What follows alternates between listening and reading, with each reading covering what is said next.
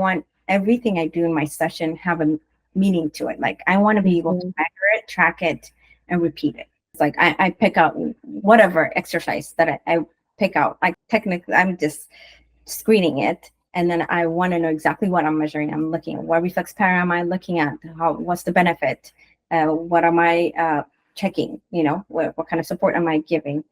Yes, it's fun. It feels like OTs were always playing, but like each activity can be measurable.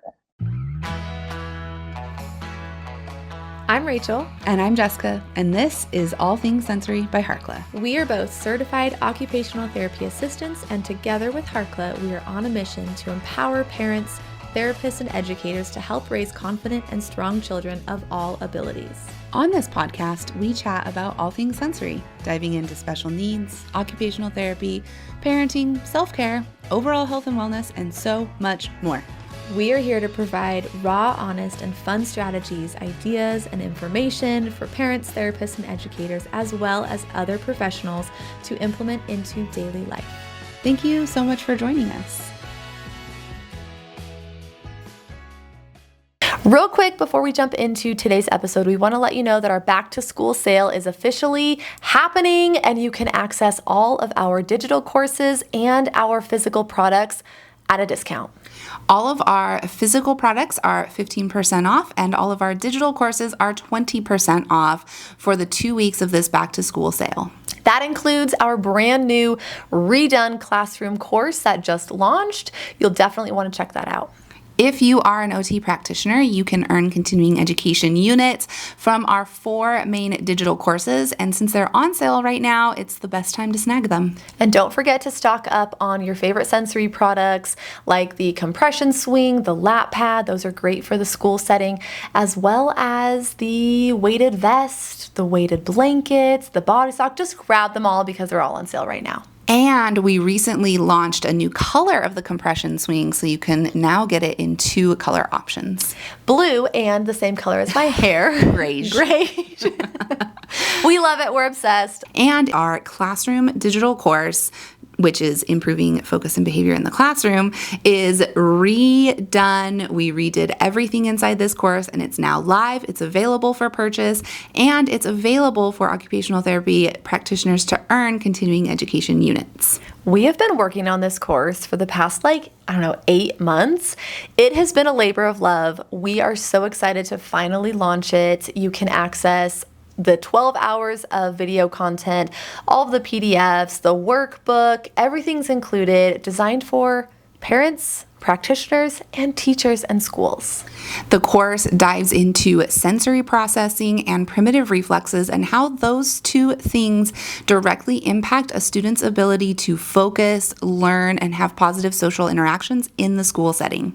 We talk a lot about primitive reflexes in the academic setting as well, teaching you how to incorporate some of these beneficial activities, brain activities, movement-based activities that will help get the brain out of fight or flight and into a more functional state.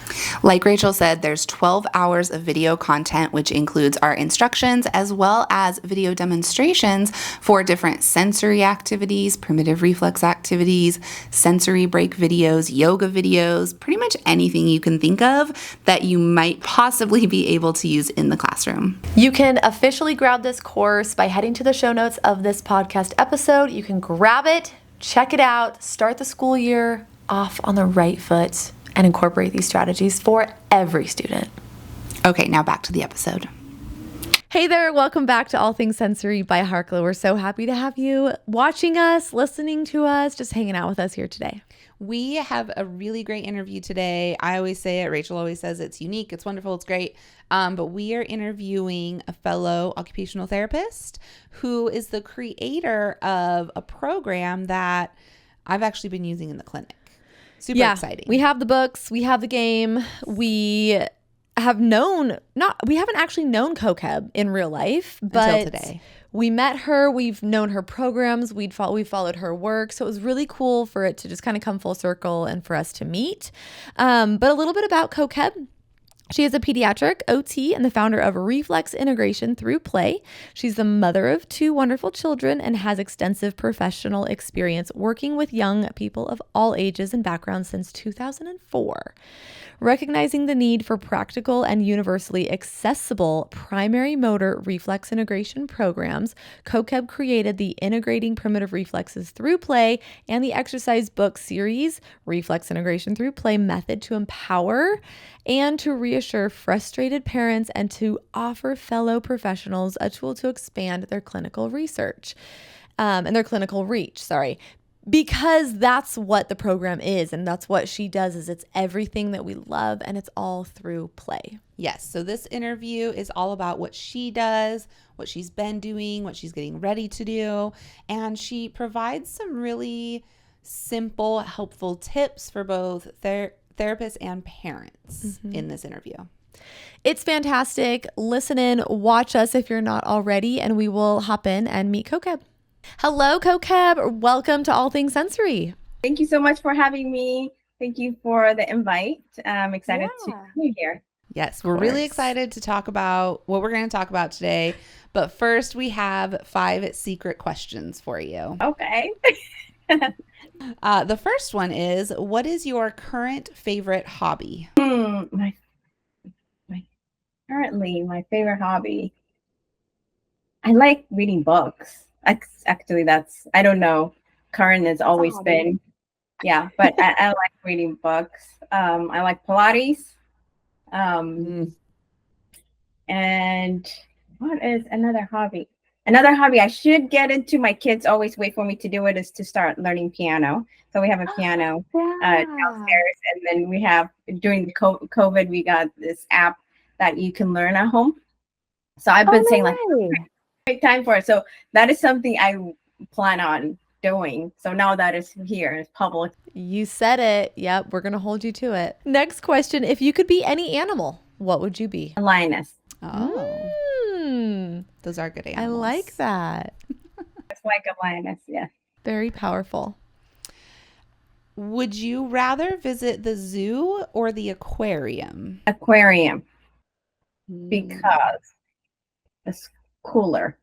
It's cold, and because in the zoo I'm like so hot and tired outside. I think I like aquarium. I do love watching documentary of under the sea kind of documentary. I find it very fascinating that there's so much that we don't know, and it fascinates me. So that's something I like watching, actually. So seeing anything, the colors and the creatures that's not been discovered, it's always fascinating. It's a fun documentary to watch. So I do like, another thing I like to do, actually, I do watch a lot of documentaries. Anything that is not related to me or any like culture, like fascinates me. It's completely opposite of what I'm familiar with or way of living. My husband always like, what are you watching? Because it's fascinating. I think that stuff's really fascinating too, because I know so little about all of that stuff other than what I'm used to. So it's fascinating. Like, oh my gosh, you do this, or oh, you do that. It's cool. We get really deep with these questions. They're really personal today. No, I'm sorry. They're just silly today. What is one food that you will never eat? One food I will never eat. I don't like I don't know if I have tasted it. I do not like muscly food. I don't like shrimp, for instance. I don't like food that is, I can see the entire body and you eat the whole thing. It grosses me out. Yeah, I can see that. If I could pick out, I was like, okay, mix it. But I'm like, I'm eating everything. Isn't that gross? Yeah. I love that. Well, I mean, you think about shrimp, like sometimes there's, there's poo still in them. It's just, I think that's the idea of it. It just, Yeah. Gives you the heebie-jeebies. Yeah, I like it. All right, last one. And maybe this goes along with what we were just talking about. I don't know. What is your sensory quirk? Vestibular. Oh, okay. Seeker or avoider? More avoider. Like when I first was in OT and then my first clinic work with a swing, I literally have to close my eyes. I'm like hoping that my kid is safe on this. I'm like, or turning my head. I used to do that. You can't even look at it. Them. And then I think the second year, just by watching them, I I started to manage to watch them, because watching somebody spin was just too much for me. Doing somersault, anything that flips me and stuff was like too much. That's why, I think most OTs, we are so aware of our body and we can relate, right? I get it. So it took me a while being an OT. Then I got to the point, like my 5th year or something. I'm like, okay, I can watch my kiddo spinning and I'm not, feeling dizzy. Okay, but so then I wonder if it's more of a visual challenge versus vestibular, because it's like you're not receiving the vestibular input, you're receiving the visual input of them moving. Almost makes me think visual. Probably a combo. I'm not sensitive. I was that sensitive. I'll feel dizzy. Like I'll feel like I just can't, It's like being motion sickness in the car. It's like a mismatch of that sensory input. Yeah. Like I still get a slight motion sickness too. Like I have to sit in the front. I actually now can sit in the van in the back, it's fine, but I have to chew gum. Or when I was a kid going to amusement park, like I have to make sure that I didn't eat before, because I was like black food like there was up. Oh yeah. Oh my goodness. That's actually, I don't know if anyone has said that as their sensory quirk before. Yeah. That's a new one. I love when we get new ones. Okay, well, now that everyone knows your deepest, darkest secrets, what animal you'd be, your sensory quirks, tell us who you are, what you do, why you do it, all the beautiful things. Yeah, so I'm an occupational therapist, I specialize in pediatric therapy. I'm the founder of Reflex Integration Through Play program. And I've been doing that, started the program maybe a few years back. And but before that, I've been using reflex integration work, sensory integration, and everything, the tools to work with kids. We do. I'm an author too, so I started writing books. That's how I started, really going into the reflex integration piece of it. That's what, and I mentor. We have a coaching program, a training for therapists specifically, that I work with therapists worldwide, that we do coaching training, really focus on their clinical skill, because clinical skill, it takes time to practice. And it's not by like, I have an online course and I get it. It's really by you doing it. So our program, I have them stay with me, that they do like monthly coaching calls, and they bring in their cases. They will look at their case, the treatment planning, screening, so that they are, they're getting results. So that is pretty much what we built. It started slowly, unexpectedly, as a side thing that started out to being like something that's building up, and now we're continuing to build. So yeah, we continue to write books and resources, treatment planning tools. That's what I do right now. I love the therapist mentoring piece, because that's actually something that I loved doing when I was in the clinic. I mean, I'm in the clinic part-time, but when I was in full-time, I loved having like students come in, and I would have them shadow me and ask me questions, and I could teach them things. And I loved doing that, because it's like you're making an impact on the therapist, but you're also making an impact on every single person that therapist works with. Yeah, definitely. I think that's something, even when I started my first job as an OT, that I was looking for clinics but they value that, the mentorship or supervision. Yeah. The first 5 years, literally, you're learning, and everything is you learn on the job. And being surrounded by therapists that can walk you through it and telling you it's okay, because there's the overwhelm of, you have somebody else's future, somebody else's kid, right? And they're asking you for help. And to be honest, you don't know what you're doing, so you're freaked out, right? So being around someone that can support you along the way, somebody's ahead of you, is really key. And to make the therapist feel comfortable too. It's like, it's okay, just do this. I needed that. But then especially too, I think the reason I started the program to be more a holistic program for us, not just a course that they do, is because in starting my own clinic, I just up and started it.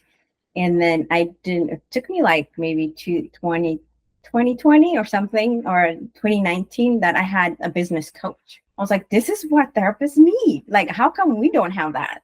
because it was like Yeah. someone walking you through the mindset shift of like everything that I needed.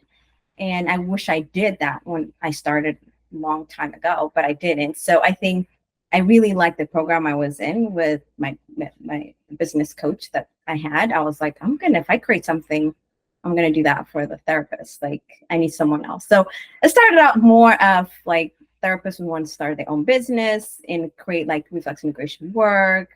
And then it became a very, it depends on what the questions they bring in at the beginning. So some of them start their own practices, some of them they want to, learn more of clinical stuff. You add cases on top of it and how to problem solve. What would you do? Here's the video, what they're doing. Then it's the best, right? So that's what we love to do. Same. So yeah. So do you still have a practice that you're running? So right now, what I do is online.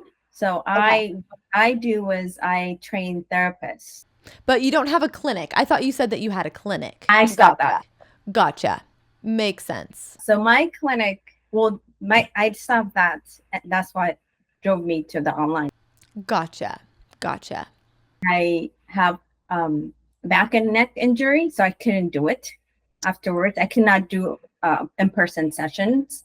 And it was more of like, what am I going to do now? So it ended up being like, okay, if I'm not going to do it, I can find another therapist who wants to start their own clinic. And how about I just give them all the tools? I create the tools. Yeah. Then they can use it. They can, we tell them like, you can use all our stuff in your clinic. Like we give you everything. Amazing. So so it started out by one of a friend of mine who was actually that I knew that we were, she started her own clinic after me, but then I stopped and I just asked her like, hey, what do you need? And that's the first thing she asked, like, come train my therapist because they're young, they don't know what they're doing. So that's how the idea came. And we did online and I met with them weekly and we trained them step by step, how to screen, how to implement. They met with me. So and then it became like, I like this, like I can do this. Yeah. I do see the school that my kids go to. I go there once a week and I consult with the whole school. We have created, we don't talk about it enough, but we have RITP school program, pre-K all the way to high schoolers. I have created a program that they embed as a movement break that we taught the whole teachers to do. So after working with them, I created a curriculum, like they just plug and play. So throughout the day, they use this movement break. We created that for them. So the whole school be able to implement that. It took a while to get the whole school to be on point, to do it. So I built it. So that's the way that I can implement it so that everybody can have it. And then we created the app. So then we're like, okay, we want them to do it at home. Let's do a done for you program. Let's create that. So it ended up being like all these resources. Plus for me, because my kids' school. So the kids can do it. I'm seeing it. I'm there, but I get to see the entire school and they can call me and I can, help. Sometimes some sessions I can pull out kids and do some work and, but I don't just do my own clinics anymore. I get to work with therapists around the world. Like my goal is more of like, I will help your clinic. We'll train you. We'll give you this holistic approach. So that's what we're doing. So it's more of now as building a program that really helps therapists, especially OTs, and a play-based approach, right? So how do you use this way of treatment planning and implementation, like from start to finish? Yeah. I love her. I know. I love that you're doing that. It's amazing that you've just created this whole program. You're getting primitive reflexes into the schools, which is amazing. It's something that we talk about as well. So, I mean, you are just right in line with everything that we love to do. I think it's amazing. And, like we have your books as well as I have the memory game. I'm in the clinic 2 times a week and I have the memory game there and I use it for like, sometimes I'll use it in an obstacle course. I've used it in like a group activity where we actually played the memory game with a couple of the kids who were there at the same time and they all did the exercises and we like did it as a challenge, who can hold the Superman the longest, that kind of stuff. So the things you're creating are I mean, I'm assuming that other therapists are using them as well, because I love using it in the clinic. It's amazing. Thank you so much. Yes, I that makes me happy. That makes me happy, definitely. That to know that I think that was my goal was, you sometimes something hard will happen to you, and then you're like, you feel kind of lost. What am I going to do? And end up creating something, and you look back, I'm like, actually, this is way better than I thought, right? Yeah. So my hope was that I'll create something that another therapist or a parent can pick up, to the point like even a parent picks it up and not even know the detail. Because at the beginning, when I was creating the books, I was like, everything seems to be super complicated and hard to explain. So the challenge is like, how can I simplify it, but not simple enough people lose the value, that feel like, devalue it. But it's like, how can we do a program that is so easy for parents to do, and then they get the results? So that's like, it's amazing to me. And then to hear that therapists use it for treatment plan, like I love that. That's really what the purpose of it was. It's so cool seeing something that you've created like across the world and people are actually using it and seeing results. And do you get feedback from customers saying like, hey, we did all the activities in the book, we're noticing improvements? Do you get positive feedback like that? Yeah. So the amazing ones like that I can't believe is when I get, or sometimes I honestly have not read all the reviews on the books on Amazon, because sometimes I'll go and read it and they say something. The amazing one I thought is a parent picked it up, start working, and they start seeing speech progress. Oh, yeah. Like right and left side, coordination. The kid gets coordinated, and then usually see, like, I usually ask my speech therapist, how's the kid? He's like, oh yeah, he's communicating. But for a parent who doesn't have a therapist, who doesn't have access, because there are not a lot of OTs as much as we think there are a lot of OTs. A lot of parents have a hard time accessing these different areas. Being able to get result, it's just amazing me. I was like, I mean, it makes sense, because that is exactly what I would have done in my session if I had the kid for 30 minutes. I'm like, most likely I would do that, So to being able, like, okay, it's simple enough for them to do it, even though they don't understand the brain development and all those things that we probably know. I was like, let's do this, So yeah, that so most of the things you get is like improvement, coordination, all these goals. But the amazing one I heard was a parent saying that speech developed, So that cool. the kids start to speak and to talk. I was like, I can't believe it. And of course I don't know her. You can't find out who this person is. I tell speech therapists as well, like, move your kids. When you move them, you most likely, you get faster results. Okay, so my next question was, in your perspective, what do you feel is the hardest part about reflex integration? Hardest thing for the therapist or for the child? Yeah, the hardest part about getting reflexes to integrate. I think frequency. Yes. That's the answer I was hoping for, so we could chat about it, because I feel like that's where we get stuck, is these families want to implement these programs and do the activities and see a positive change, but our lives are so busy and chaotic, and there's always something, and it's so hard for them to carry over the activities every day. Yeah. It's just, I believe in some natural progression, right? So if everything was working well, how often would this child practice that movement pattern? Like 1,000 times. Something would happen that made it challenging for that kid, that didn't go through that movement pattern, that connection, brain body connection didn't happen.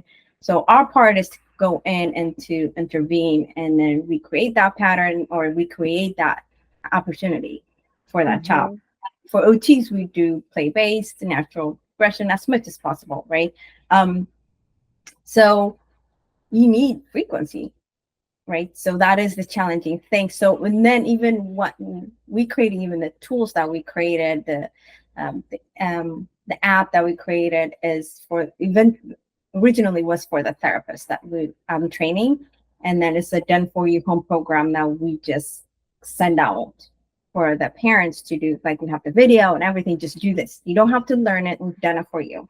Just show the kiddo this video. Here's the exercises. Yeah. Do this as much as possible. And the idea is like the more you do it, the faster results that you're gonna get. So we do have a training on and a home program creation and understanding the parent, because some parents will not have access or might not have time. So how to be creative to give them that movement pattern in a creative way. It can be like learning about your parents' schedule. This can be one. What are they doing already? So how about instead of adding to their, heavy burden of parenting, and now they have a special needs kids, all these things, I need you to do this. That's the burden. You might lose them because they might have their own challenges. Like instead, be like, let's just switch what they have. Like they're gonna take the kid to the park anyways. So what can we do at the park that I want them to focus? Just do this one thing, So as much as possible is frequency. Like if you want to go, have 6 like abs, or like want to do pull up, you have to do multiple times. I think we just all want a quick fix. Yeah, we do. In today's day and age, right? We want a quick fix, which is unfortunate because there's no such thing. But I always compare it to going to the gym. And, I've talked to my clients' families in this exact way of, it's just like going to the gym. You can't expect results with muscle gaining or losing weight if you go once a week, right? You have to do it multiple times throughout the week, ideally every day, in order to see those positive results. It's the same thing. So, because that's what you do. You're moving the body, right? So we work. So the way I teach it is more of when I teach reflex pattern, these primary motor reflex patterns. Each reflex pattern has its own focus, right? It moves certain joints and certain muscles. So we can work on that. So we can't get result if you're not working on it consistently. And I think once the kids, if it's harder for parents, my suggestion is that giving them less homework, like giving them one or two things that is simple and give them results. So we tend to invest on our time and energy when we do get that quick result. So I tried to give them like a quick result right now. So I'm like, to prove to them, I was like, it's working. It's so simple. Let's do it. And then most likely that you're going to get a repetition. So there's different fun ways, easy way that we can incorporate that. With some parents, I just recommend extracurricular activity that I know would give them that. I think that's such a great tip for therapists when you are working with kids and you have a limited amount of time and you want the families to carry over what you're teaching. What a great tip to like give them something really simple to do, something easy to implement that they're going to see a positive result really quickly, and it like gets their buy-in for more complex things later. Yeah, so in our treatment planning, so one of the first things I had the therapist fill out is parent concern. Like, why are they here?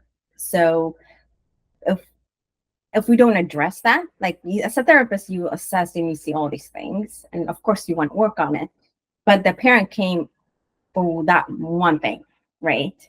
And if we don't address that, we can't really get into all these complicated other things that we're working on. So for my suggestion is find out like what's the stressor is for the parent, and you address that first. Then you can get in. Then they might like less stress. Like for instance, I had a client who came in. I was actually consulting online, and the therapist went through the program. But then with her own child, her main concern was, as much as other thing I'm looking at with this child, her main concern is it takes about 30-40 minutes to leave the house because of putting his shoes on. So that became the stressor. So everything I worked on is like, even though there's a lot of other things that we can work on, everything I worked on is we're going to work on the foot. That's what I did. I was like, okay. So I gave her only one homework first. I was like, okay, we're going to work on the Babinski and the foot grasp. And here are the games that you're going to do with him. So we're going to make it fun. We're going to make it like he's going to, do the foot grass, and we're going to do picking up a toy and putting it here. Like all we handled is just that.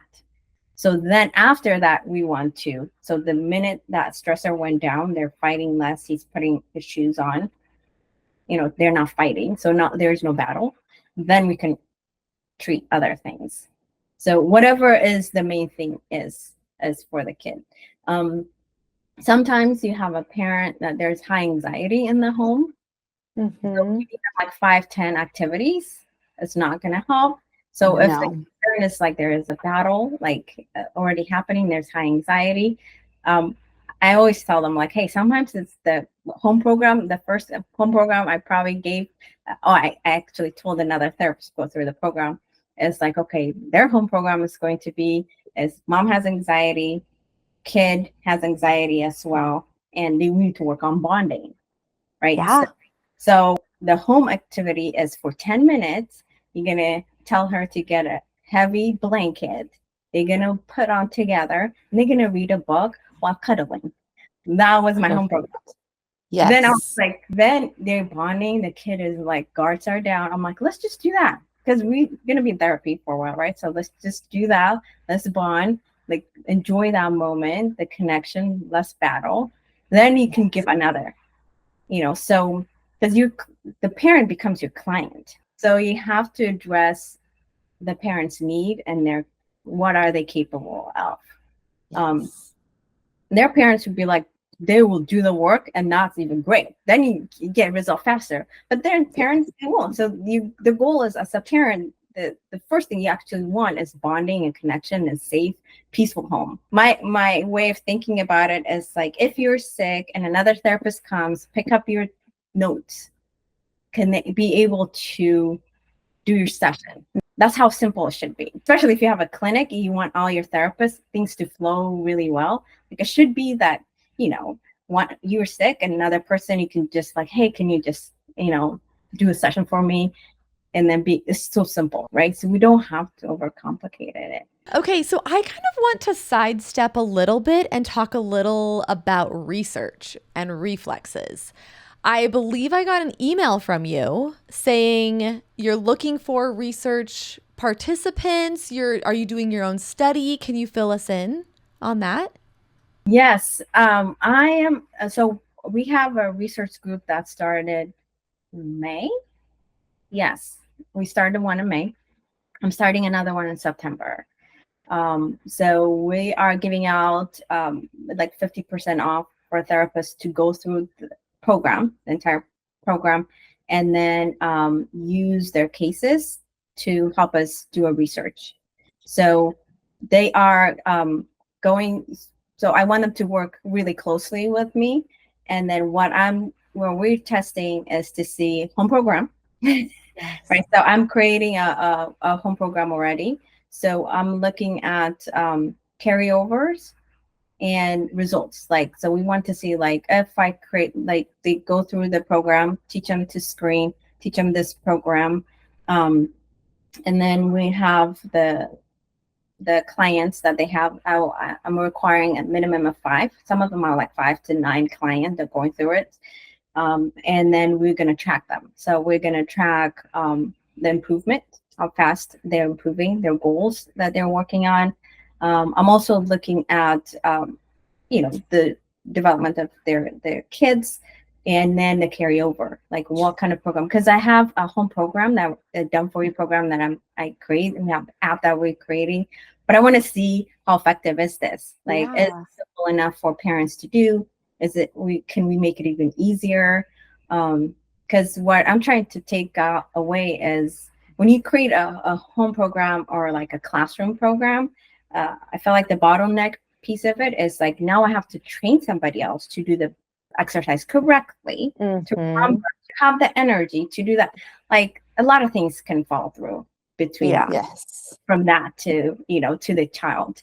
So what we've been working on is, let's just create the tool itself, that I don't want to rely on the third person to do it. Like if we do the video exercise, if you just tell them exactly what to do, but the therapist needs to, work with you kids, do what you're doing, and follow up with the parents. We give them the program, and then we wanted to see by increasing the frequency. That you asked me, what's the problem? I say frequency. So what we're doing is like at least I say 5 times, but I'm like, give me 3 to 5.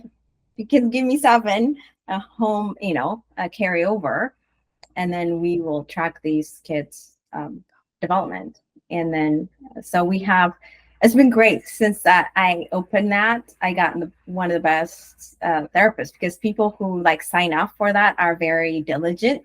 So I realized that those are the therapists who you always wanted to do it. So they're detailed. I'm more a bigger picture person, so it helps me to have therapists who are like on top of it. So it's been great to see them grow, and I'm also checking to see how fast their clinical skill is improving and they're getting results and their confidence. Amazing. Wow. How do you have time for all of this? Because her kids are not toddlers. That's how. Yeah, and I'm doing this full time. Yeah. But it's not enough. Like, one of the thing is like I reached the point that I need other passionate therapists to join our team, because it's luckily there's one who just joined us helping out, and I can't do this all by myself. I started most of this I created by myself so far. So right now I'm at a point like we need more passionate therapists to come in and help us create this, keep it growing, move it forward. Yes.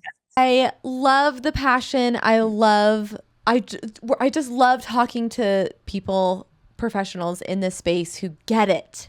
Like, you get the impact of reflex integration. There's always people, at least we find online, there's always people who are like, there's not enough research, the studies aren't big enough, the reflexes aren't like, there's always people who are just they just don't believe it. And we know it's there. It's there, but I think like anything new, it takes time, and you can either be you can see the problem, be like, there's not enough research. True. You can be part of the solution. Now help me be part of the solution, be part of the research. So it might be that I feel like we are in the generation that we probably are going to do most. We're going to start it off like in 10 years, 20 years. I see like these students, it's going to be easier for them. They're going to look back and be like, oh, so obvious. Yeah. For them. My passion, my hope is, for me, at least, it's so clear to me, OTs are the best positioned ones to do this work. We do sensory integration, obviously. Sensory integration and reflex integration, to me, go hand in hand. I don't differentiate it in a sense that I'm doing sensory integration or reflex. Actually, by understanding reflex integration pattern, help me understand sensory integration for me as a therapist. Yep. So it was so obvious. It's obvious, like we should be the ones doing it, because we get to do, can do holistic work. We do play-based activity, daily living, and even when we train therapists, I'm training them, like I want them to be able to go at the playground, be able to scream, like, and then you can't. Once you train them, it's like you can see it. Now you walk around, you can't. It gets to the point like it's just hard to stop. And it's like, it's so easy. So once you get it, treatment planning would be easier. You know where to start. My hope is like, it's something like as OTs that we embrace, and instead of shying away from it, I'm hoping that we actually be like, let's do the research. Let's find out, instead of like how make it play. That's why I'm like, for me, I named it even like through play-based, functional based, like that's how the treatments, the exercises are everything. So we can use it and fit our department. Like, it doesn't have to be exactly like Mascadova doesn't, like I have that background and I love it, but you can't bill it for it as an OT. Makes sense what OTs, it's like, but then when I go to my clinic, I use completely something different. Yeah. I get the concept from here. I can get the concept from different ways, like different, methods that are out there. But I don't know. I think if I'm hoping like that's why even we give out 50% off is to get more therapists, especially OTs involved. And then we have the research. I love that you're doing the research. That's so cool. Yeah.